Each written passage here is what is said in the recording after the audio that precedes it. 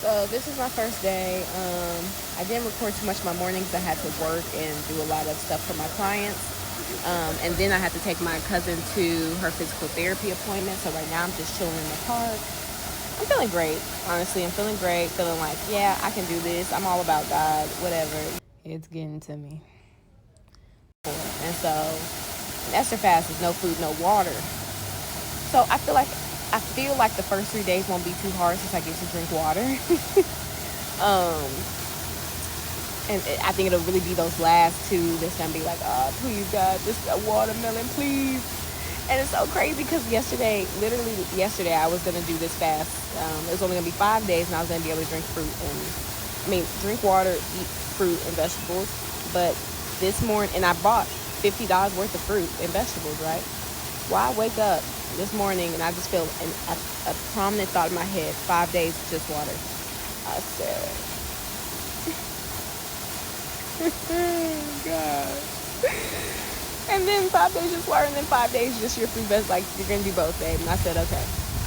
Actually, God, I feel like what you're doing in my life, it's necessary for this next journey. I need to be spiritually equipped. I need to have all my armor on. Let's do it. Let's do it. I'm rocking out, God. I'm rocking out. So, another thing about fasting is that you will always be able to hear God's voice and recognize the signs that He gives you much clearer than a normal day, because in the Bible it says only an adulterous generation asks for a sign.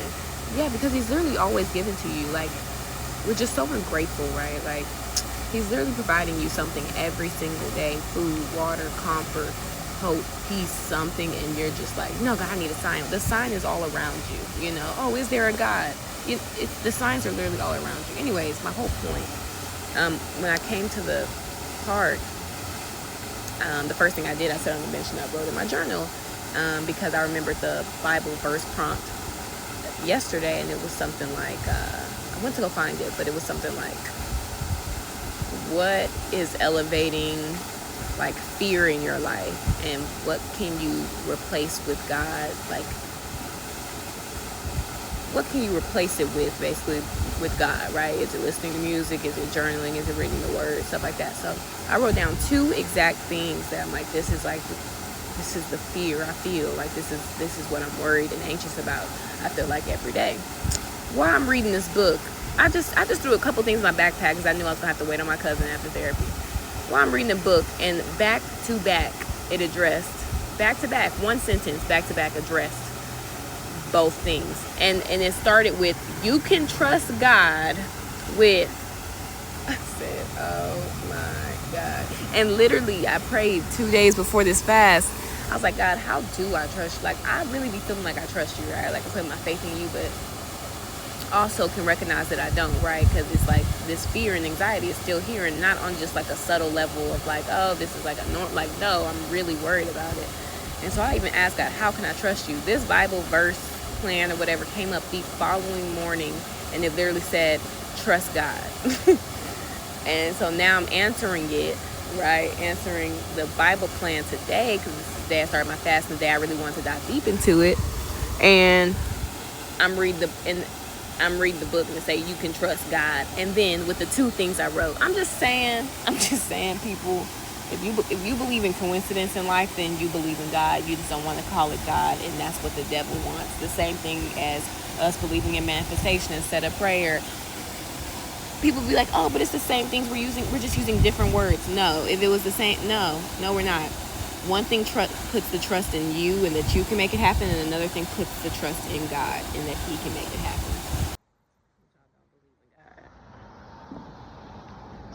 You're telling me that because two rocks, two atoms and molecules collided, it created something this beautiful.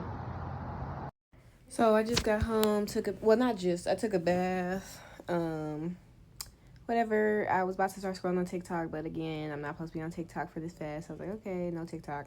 And so I'm like, oh, I remember I saved this sermon a couple days ago by Philip Anthony, whatever, forgot the name. Look at it, give it to God. Cool. I'm trying to give this fast to him, you know what I'm saying? And right now I feel like I have a slight headache, but nothing bad, nothing major, just it's almost time to go to bed anyway, you know what I'm saying? Um, yeah, so whatever. I opened up the sermon, I'm like, okay, cool, let me Let me start watching it. Why it said, so the title is Give It to God. When you turn it sideways to watch it on your phone, it says stop worrying and trust God. You know I'm finna finish the sermon, babe. You know I'm finna finish the sermon because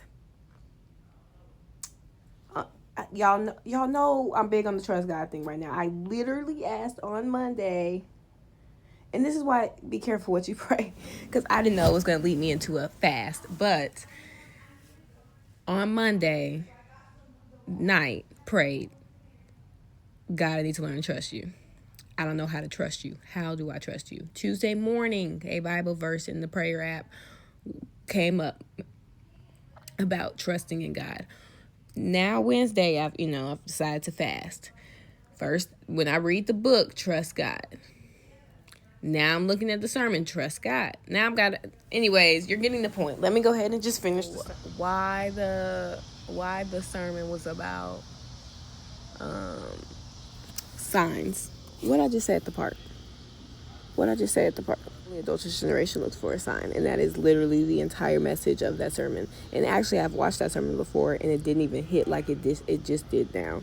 The only sign you need is that God was raised from the dead, that you were loved, that he loves you, that he is faithful, that he is.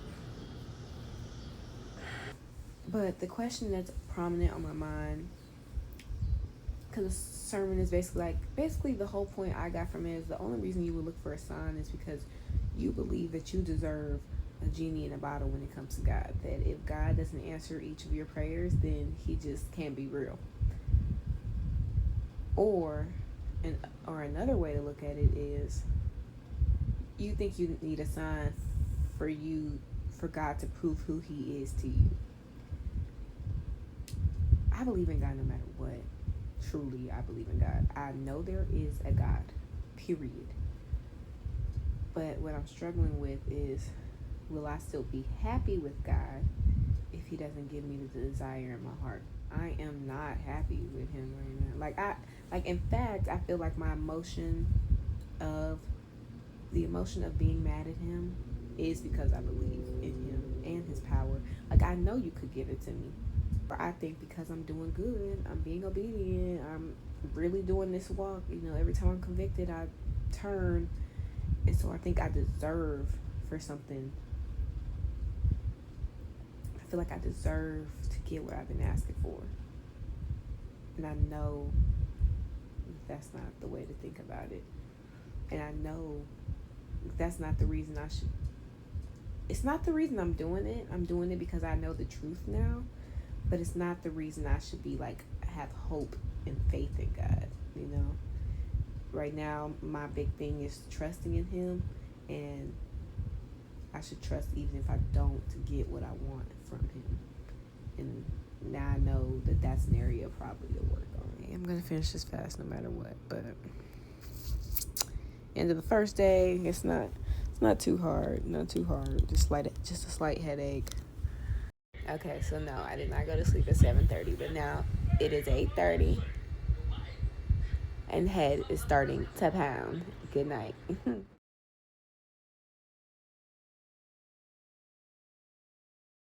All right, y'all. Sorry, I haven't talked this morning.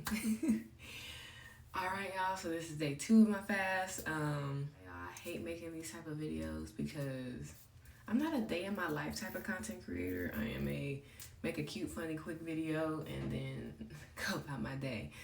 But I really want to do this because, especially when someone asked me about fasting, to do it because I told her how I have fasted, are a proclaimed Christian and you ain't never fasted.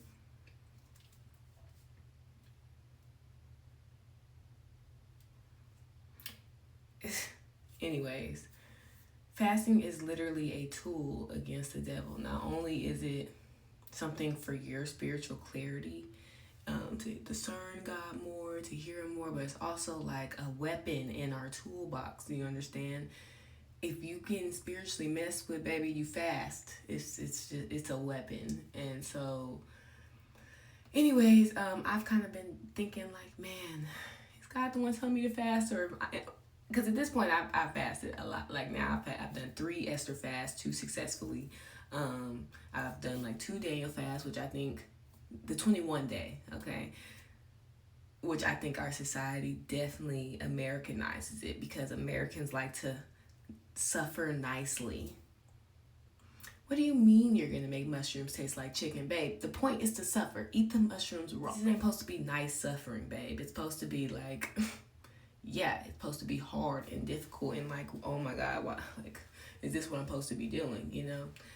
But for me, because I fasted a couple times now, especially this year, I have done 2 Esther fasts this year. It's only September. I don't know if that's normal. Or like, God, what is he preparing me for? I do feel like, one, because of the literal prayer on Monday about, God, I just want to learn how to trust you, to go into Tuesday to sing about verse about trust, and then going to Wednesday and God's like, all right, time to trust. And literally everything I've done, like when I got back in the Word, or just reading a book, or just doing some activity, trust always gets brought up. Even this morning, I'm reading my Bible, and it says something about trust. I don't remember it now, but I highlighted and I said, no, this is definitely a journey that God put me on. Yeah, I ain't gonna lie, I just forget to record.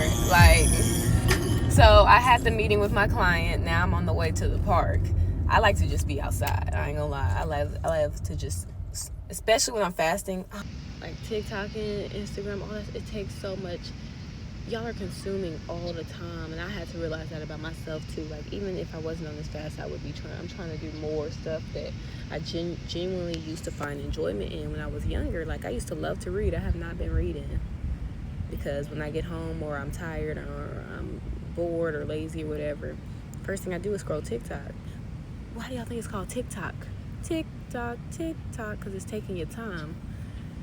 And so, yeah, part of my fast is to get off TikTok. I can be on other social medias, but I don't really care about them. It's TikTok that I be on all the time. So, yeah. And something I saw this girl on TikTok actually say was, she's a mom. God bless the mothers, because I be trying to imagine me doing the fast with the kids. Baby, please, God, I'm going to go ahead and eat. They're getting on my nerves. Anyways, the girl said on TikTok, like, as a mother, she was, like, asking God, basically, like, I forgot what she said, but basically, like, how do I find time to actually disconnect? And her answer was, she just, in the video, showed her just swinging on a swing. And I'm like, yeah, I had all these hobbies when I was a kid, because there wasn't phones, there wasn't iPads, there wasn't none of that stuff. So I just started doing the things I used to love to do as kids.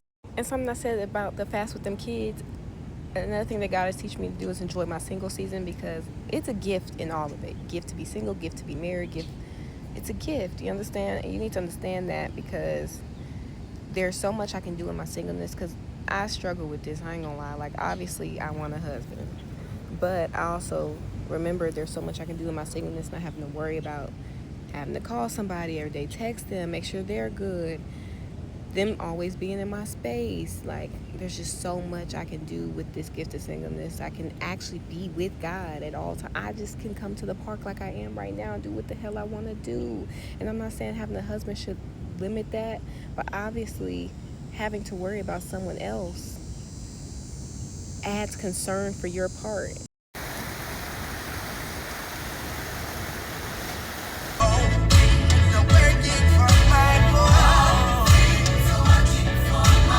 When God talk about that narrow gate, the more and more I get into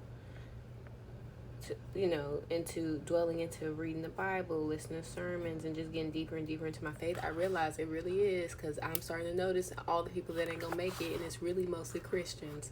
Because the fact that some of y'all still believe in zodiac signs, the fact that some of y'all still believe in casual sex, the fact that some of y'all, I mean, like, literally, I be seeing Christians go to church every single Sunday.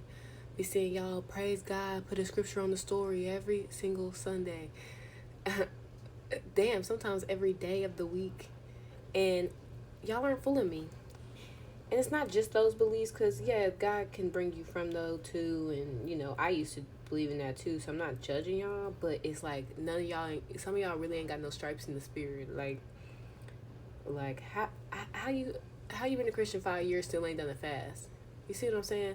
It's like how you go so hard for God in all the public ways. I get it. Some of y'all got prayer rooms. I get it. I don't see what happened in private. However, I see nothing changing in your actions.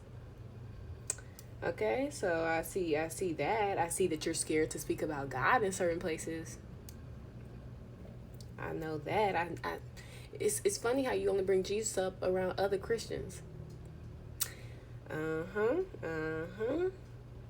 I'm just saying that I don't really see nobody standing on the business that everybody say they standing on, and that's the confusing part to me. But you have to be born again. I ain't even gonna cap to y'all who I was and who I'm still working through.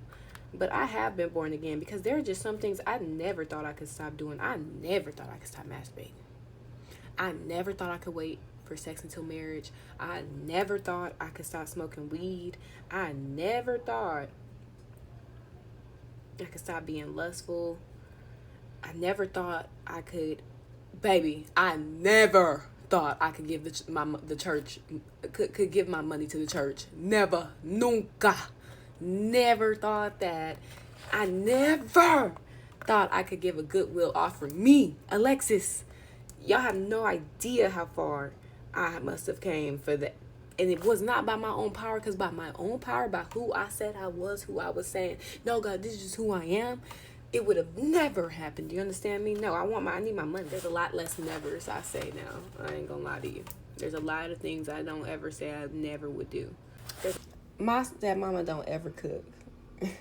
Ever. I'm the one that cooks in this house. And now all of a sudden, she has cooked every day something that smells so good. The first day it was chicken. I said, bro, I want that chicken and rice so bad. She didn't cook, whatever. Denied it.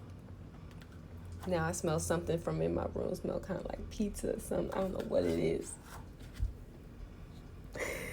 And that's how the devil works. He will use the people around you. She making spaghetti, y'all. And it smells so good. With Texas toast. Lord. So it is 8 o'clock, so it's officially the end of the second day.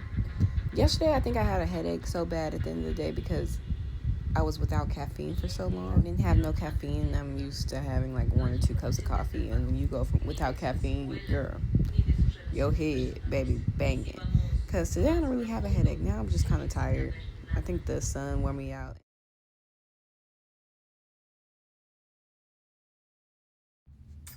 All right, y'all, so we're at day 3.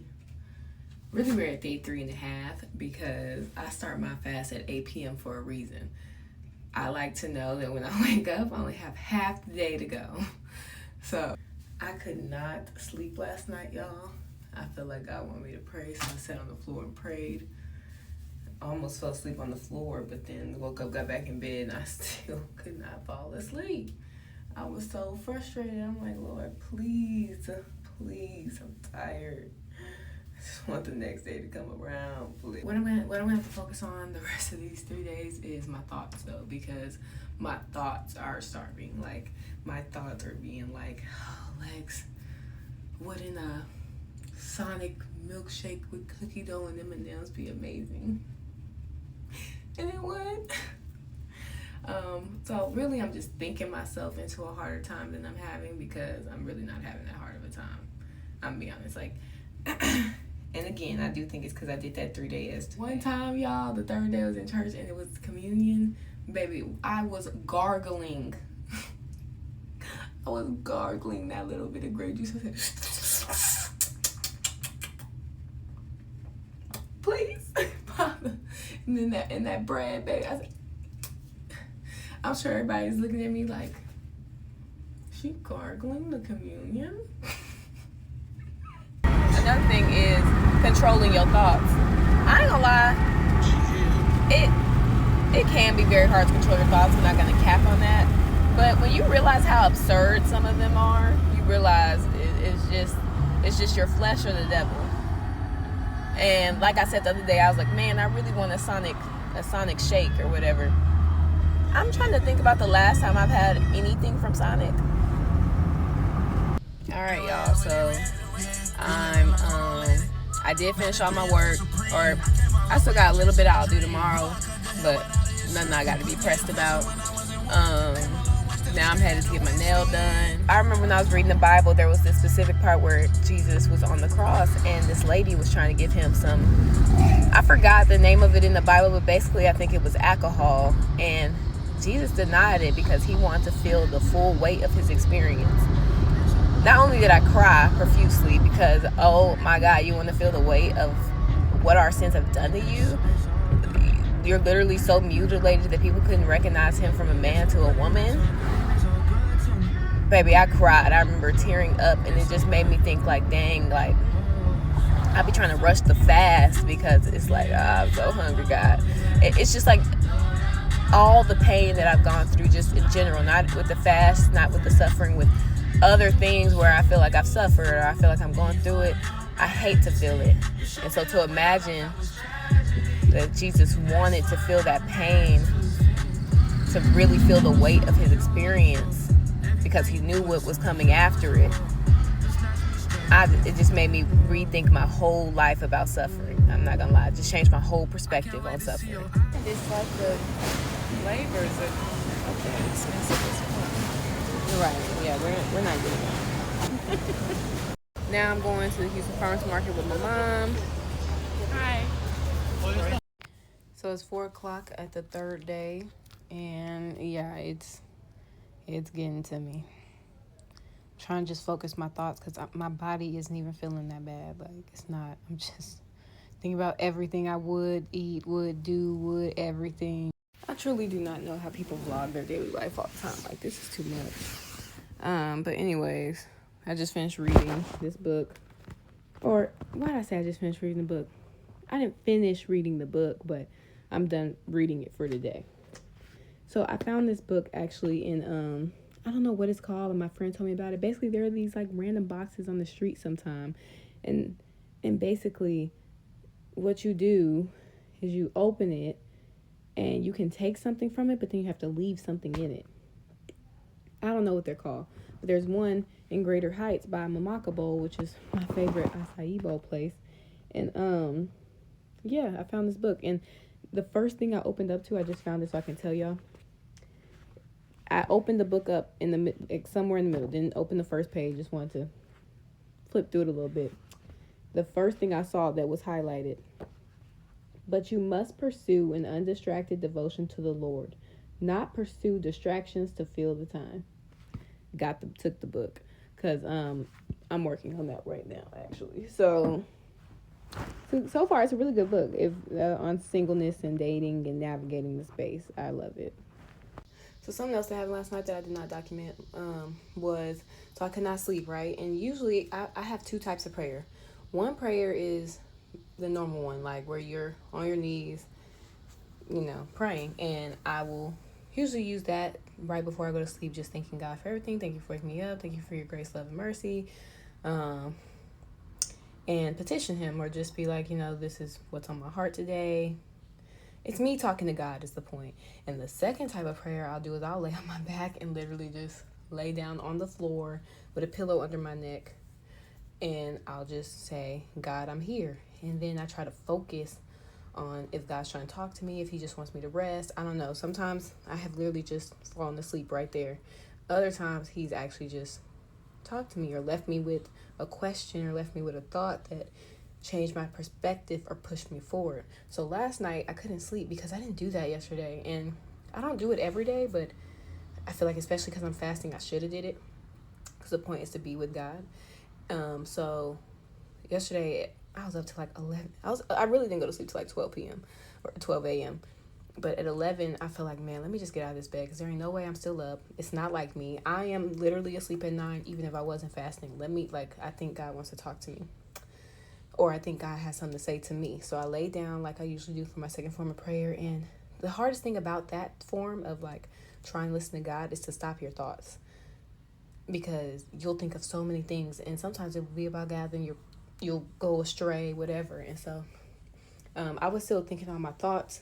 Like God, and I'm just mad because of this. I know I believe in you. It's not about me. You don't have to perform a miracle for me to know that you're real. No, it's because I know that you're real that you not doing this for me makes me feel some type of way. Da da da, whatever. That's what's racing in my head, and I'm trying to quiet them, but that's what's racing in my head. Eventually, I hear God say, "What have I not done for you?"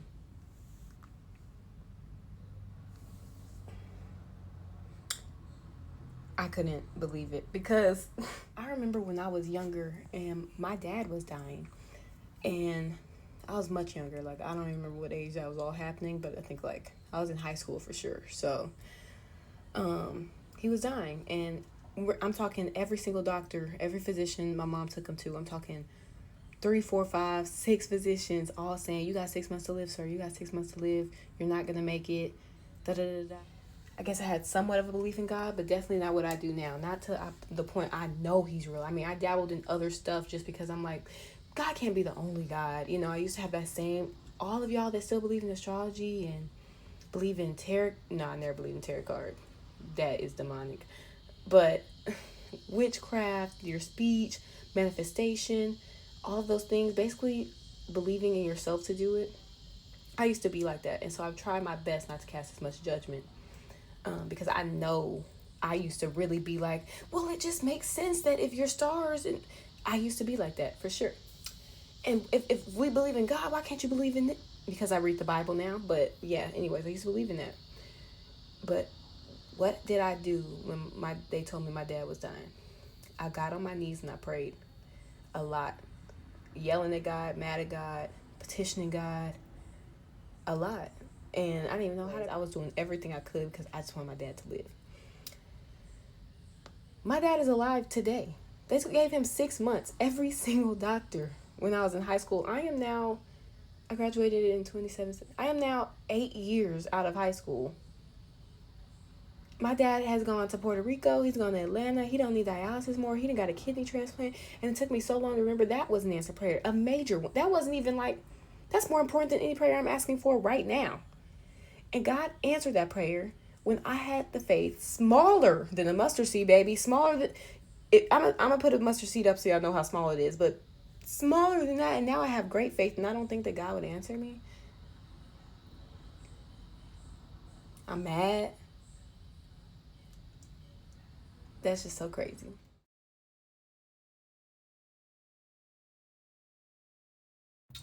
As you can tell, it was a rough night. No, I'm kidding. It isn't.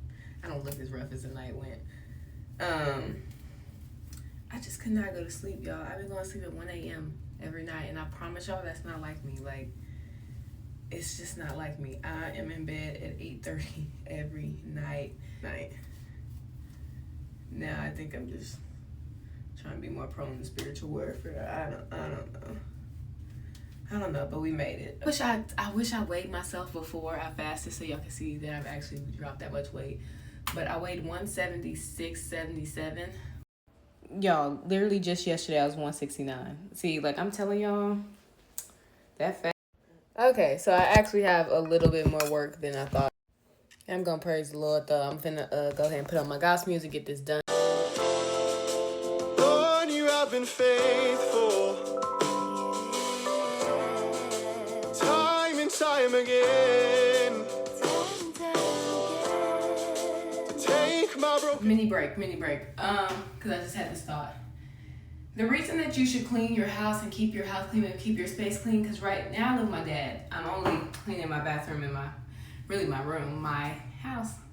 And you do it because you're grateful to even have anything. I remember when I first moved to my dad, I was so ungrateful because I was used to living in my own townhome. Mind you, I had a townhome. That's 3 floors of space just for me. And then moving back into, 1 bedroom and a bathroom. And I was being so ungrateful about it. Like, God, I just want my own place again. Like, and don't be wrong, that's still a desire of my heart. But one, how amazing is it that I have a father that is willing to let me live with him at any time I need help. And then 2, my stepmother, she genuinely enjoys my company and we bond and stuff, and we also know when we don't want to be messed with. But most importantly, you clean your space because God gave it to you. And why would he give you more? Why would he give you a house with more? Why would he give you a space with more if you can't even keep the space that you have right now in gratitude? So that was just a thought that came to my head. I am so grateful to even have what I have today, to have a room to sleep in at night, to have a bath to take and to clean, to have a room and bathroom to clean. Like, I'm just so grateful to even have that to do. There's food in the house. The AC is cold. The water is hot. I'm grateful for just those things. I'm tired from cleaning that. I put my back into it. I'm still not completely done, but I'm done cleaning at least. I want to come back and say, when I was talking about living with my dad, there's nothing wrong with wanting more for yourself. There's nothing wrong with wanting something else. Like, I still want to be able to move on my own and not live with my dad anymore.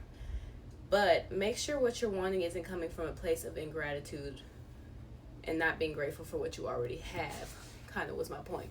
I didn't want that to be misconstrued, because oftentimes we always, like, especially Christians, be thinking like it's not okay to want more for yourself. Like, you can want more for yourself and still be grateful for the blessings that God has for you. So the blessings that you're living in right now, and the more that he does have for you. So it's kind of crazy, y'all, because the first 2 days of the fast seemed the hardest, and not even because I was hungry, just because I was like contemplating how hard the fast might be. Like, again, your thoughts, because I'm thinking like, oh, it's gonna be so hard. Like, the last 2 days are probably gonna be so hard. I'm gonna be like so weary. Like, I'm just thinking too much about it. And I'm like, man, then I still got 4 days left. I still got 3 days left. It's not that bad. Like, I know y'all might think I'm being excessive, but no, God has made me circle back on the fast. He's like, now you know you ain't do that right for the phase that you was in, Lex. You know you didn't do that right. So. Now, I didn't know a black person could do blackface. But I should have known this was the type of mask it was when it said charcoal.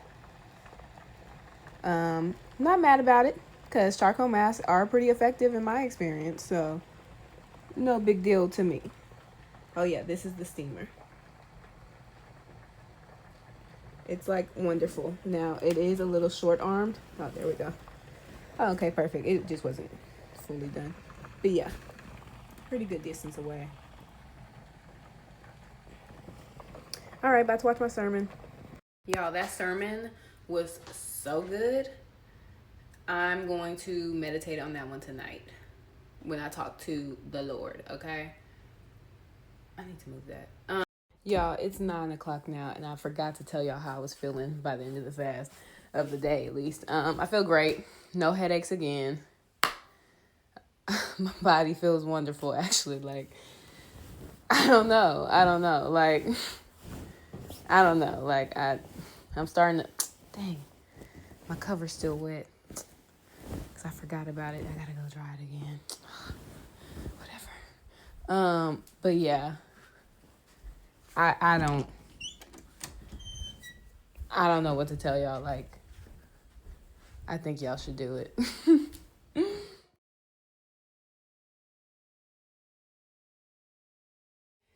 I'm feeling good.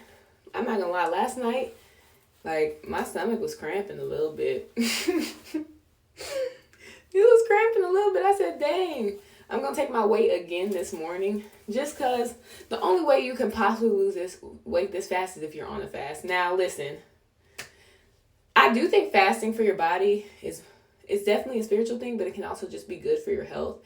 I do think you should fast to really detox those really bad toxins in your body. However, don't do a fast because you think you're finna lose weight. You are going to lose the weight while you're doing the fast, and as soon as you start eating again, you're going to gain the weight back. So fasting is not like a ultimate weight loss solution, okay? Maybe it's a good jump start. All right, I'm off to church. Baby. That skin, no filter. Hey y'all, so I just left church, and church was okay. I always take notes just in case I need to message later, in case someone else needs to message. You don't know, not every time the message is for you. Maybe someone else needs to hear it, you know what I'm saying? I'm changing my pants in the car right now because I hate doing it at church, because I feel like if they see me walk out in tights, they're gonna be like, that's what she wore to church. You know, church people are judgmental. I don't care what y'all say. They're humans. You're not gonna don't think you're going to church for perfection, people. You're going to church because God is calling you to do it. If you do it for the people, you always gonna find a problem in it. Anyways, at the end of every one of my fasts, y'all. So I didn't realize I was doing this because normally for me, every Sunday after church, I would go on a run. That's like my normal day. That's what I used to do. I don't do that anymore. But I would go on a run. And so after my fast, I was like, nah, I still want to do this. And so I would go on a 2-mile walk after an Esther fast, y'all. No food, no drink. Mind you, it's almost 11 o'clock right now. So, kind of damn near in the heat of the day. And I didn't realize the significance until after I did it. But I can't even believe that I was able to walk 2 miles in the heat of the day after not eating, not drinking for 3 days. On the third day, winding down the hour, not like at the beginning of the third, like at closer to the end of the third day. And I did it. And I remember telling my stepmom about it and telling other people. They're like, dang, like, and it was their dang that I was like, dang, that is kind of crazy, right? And so today, I'm finna walk in the power of Jesus, okay? I brought a 12-pound weighted vest. We finna do it for real, okay? This time I'm doing it intentionally, so I'm gonna do it with a 12-pound weighted vest. All right, y'all, so I'm almost at 2 miles, but I feel like I could do more. I feel like I have more energy to give, and I want to just give it all. I ain't gonna lie. And so at 2 miles, I'm probably just gonna, I feel like I can jog a mile with the vest on, which I have done before the fast before. I just know it's gonna be real slow, but I don't care. I'm gonna try to jog 1 mile and then I'm gonna walk the last mile. I ain't gonna lie, I'm gonna need some Deliver Me type music. I'm gonna need some Take Me to the King. I'm gonna need When the Saints Go to Worship.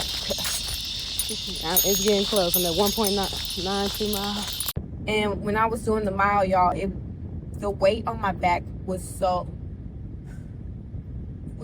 heavy. I literally felt like my heart was about to stop. I could not breathe, but I knew that with God I could make it. And so I finished that mile, y'all. And then having to walk, the weight felt even though it was just walking, the weight felt even heavier, y'all. That cross is heavy. And I literally just started crying again because I'm just a crybaby on this fast. I ain't gonna lie, but I literally started crying because I literally thought, Lex, this weight, this cross is so heavy, but you're on the last day of the fast. Are you about to give up now? And I think about all the times that it's like, I know the length of this trail. I know the length of the trail. You know what I'm saying? I know that it's going to end at a certain point every time, but I don't know when my trial is going to end. And sometimes it feels like it's so heavy to keep carrying all this weight, to keep carrying the cross, that I feel like God is assigning to me. But I will be damned if I give up and I'm on my last day. And I finished that mile because I was like, it hurt, y'all. That mile hurt. I'm telling y'all, my back started tightening. I feel like my heart was constricted. The strap across your chest to hold the vest in place, it just hurt. Everything hurt. But I got through it. And that's literally how I feel right now on my journey. It hurts. But I know there's an end to this trial. I know there has to be. I just don't know the length. Y'all, I'm so tired. Like, that walk really was the end. So I got about 7 hours left. Now I am hungry, and it's not the thoughts of the devil. It's I'm hungry. Yeah, I'm finna make my hair oil, and then I'm getting in the pool. So what you do is add fennel, cloves, lavender, and fenugreek. Go to your local farmer's market. They always have it. Funny story. So as you can see, my hair, it has grown back, but back it was supposed to. It all fell out right here where it's growing back. I was literally bald right there for the longest. And it was because I was getting all these damn braids back to back. Not good for you.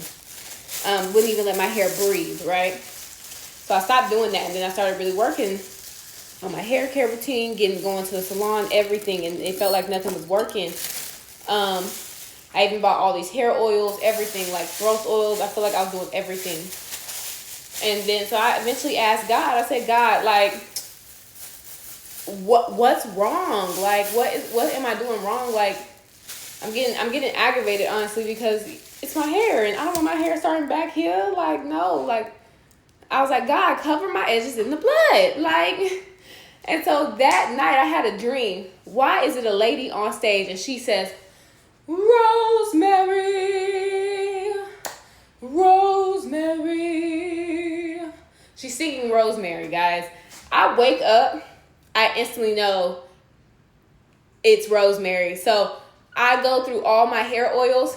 Every single one has rosemary in it. All the hair growth oils that be like Super Grow or da-da-da-da, it has rosemary in it. And I do believe rosemary works. I just never knew I was allergic because even my scalp would bump up, get red and everything. And yeah, so I do think rosemary works if you're not allergic, but because literally every hair growth oil has rosemary in it. But I got to stay away from it. And this little concoction has helped me. It has definitely grown back. I mean, literally like 2-3 weeks later, my hair started coming like, you know, a little bud. And I said, okay, God, answer of the big and small prayers. Because what? I was crying about that.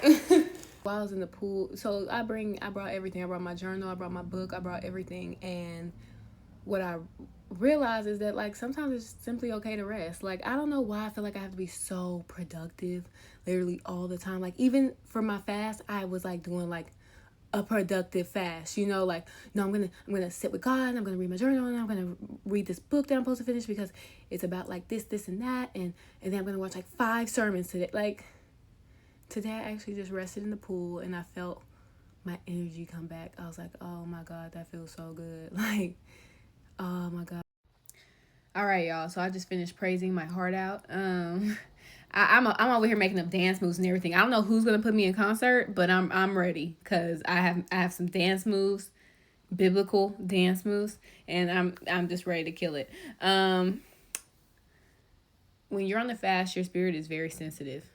Because I have cried more than I have ever cried all of 2025. I'm gonna spend a good chunk of time on praying over my loved ones, over my family, over unbelievers, over the world, and even the people that have hurt me, the pain. I'm going to pray over literally everything.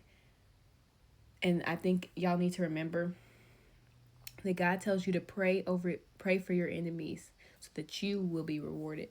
I know it's easy to want to pay back evil with evil, but honestly, if you really understand that their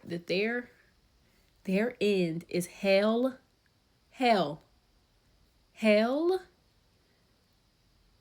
people have hurt me and they have hurt me bad, but I don't think I want you to go to hell. So I'm going to pray that God can move in their lives, that he can turn you towards repentance, and that you can have another chance. And that's what it means sometimes. And so, yeah, I'm not finishing all this. I ain't gonna lie to y'all. I'm gonna speak to y'all about sin tomorrow. Today, I'm gonna enjoy my night. Okay, I'm just waiting until it gets to 8. Maybe we had a little more than 30 seconds. How long 30 seconds take? Okay.